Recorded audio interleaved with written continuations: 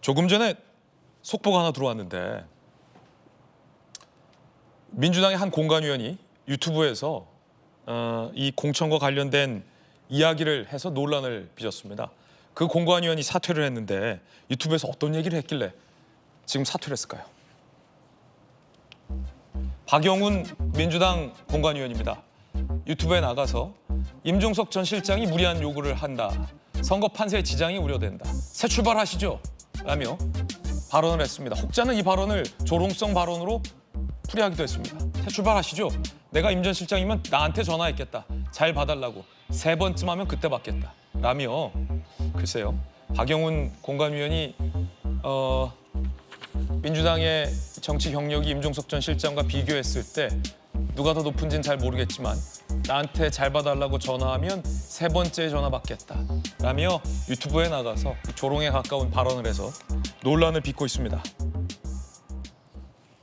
이런 부분들인데 혹시 아십니까? 박영훈 민주당 전략공관위원 김영주 의원님, 박영훈 공관위원보다는 민주당에 더 오래 계시잖아요.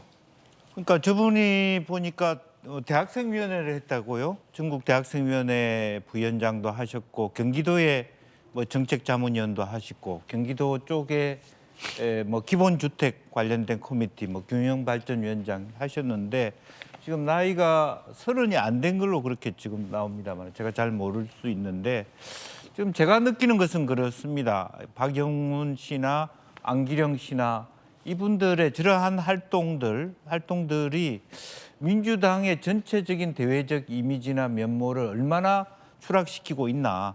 제가 그렇다고 연령 차별을 하거나 젊은 세대들의 폄하하는 것이 아니고 실제적으로 보면 이제 안기령 씨 같은 경우의 경력이 근데 뭐 우리 차관님 계십니다마는 국민의힘에서 언론인들을 섭외해서 당직 보는 경우에 지금 SBS에 계시다가 지금 서초월에서 아직 그 단수 공천 받았습니까? 아직 결론은 안 난 걸로 결론도 알고 있죠? 아직 안 났습니다. 예. 그 쟁쟁한 성함이 누굽니까? 그 우리 9시 신동호 앵커. 그다음에 박영훈 지금 송파 갔습니다. 가까스로 됐습니다. 호준석 최소한 부장 이상급이 국민의힘에 가서 간당간당하게 공천 받고 있습니다.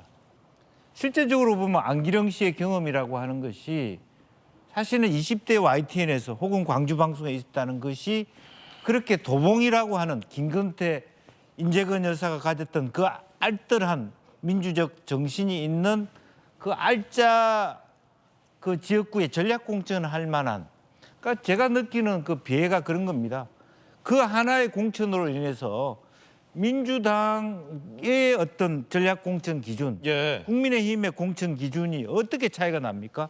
앞으로 언론인들이 정치권에 많이 오는 것도 그렇게 바람직한 건 아니지만 그레이드가 그냥 달라져 버렸습니다. 지금 현재 정치 평론하고 있는 수준 저분들 지금 유튜브로 나오고 옆에 앉아 계시는 분들이 20대, 30대 가서 그냥 임종석 전 실장한테 나한테 전화 3번 하지.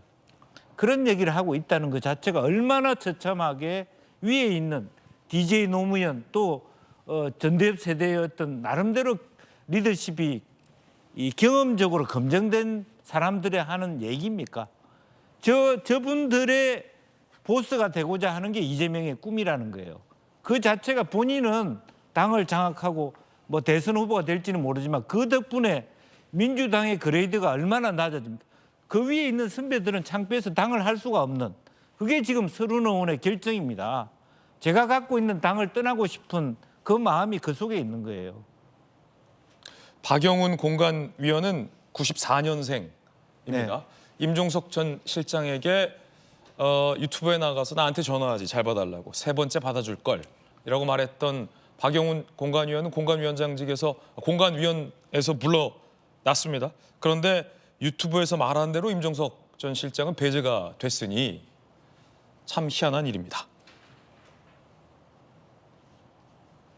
임종석 전 실장이 잠시 후에 기자회견을 합니다. 어떤 선택을 할까요? 지금 전화도 안 받는데 두문불출이라고 합니다. 선거운동 전면 중단, 모처에서 측근들과 대책 논의. 오늘 오전에 국회에서 기자회견할 것 같습니다.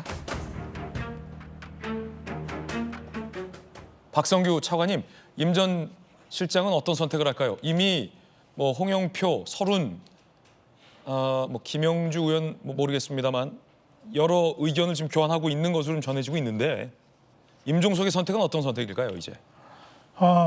글쎄요. 지금 11시 40분 기자회견 한다는 네. 거죠. 11시 40분 기자회견에서 내가 대승적으로 수용하겠습니다. 그런 얘기 안 하겠죠. 그런 얘기를 할 것 같으면 지금 시간과 분위기는 영 아니죠. 이렇게 거꾸로 임종석이 전 실장의 입장에 대해서 거꾸로 한번 생각을 좀 해봤어요. 임종석 실장은 왜 그렇게 성동갑을 그렇게 고집을 했을까? 다른 지역을 선택하라고 기회를 줬는데도 난 거기 안 가겠다 하고 고집을 했을까? 좀 전에 전현희 의원이 전 의원이 성동갑 간 것에 대한 분석이 좀 있었잖아요. 한 가지 제가 추가하고 싶은 게 이게 있어요. 전현희 의원은 이번에 총선 나오기로 하면서 성동갑이 아닌 다른 지역을 준비를 했었어요. 종로요? 제가 알기에 종로 했었어요. 근데 종로를 하긴 준비를 했는데 당에서 요구하니까 성동갑으로 옮겼다는 모양새가 됐죠. 저거 자체가 주는 지금 임종석 실장이 주는 메시지가 있는 거예요. 옮기라 그러는데 당신은 왜 안 옮기지? 당에서 필요하다고 옮겨야 되는데 제가 볼 때 임종석 전 실장이 옮기지 않았던 데는 본인이 살아남아야 될 이유가 있었던 거예요. 이재명 대표에게 임종석을 제거해야 할 이유가 있었다면 임종석은 살아남아야 할 이유가 있었다. 예, 흥미로운 분석인데요. 살아남아야 할 이유가 있었다고 한다면 이번에 임종석의 기자회견도 그 맥락에서 저는 한번 좀 생각해 볼 수 있을 것 같아요.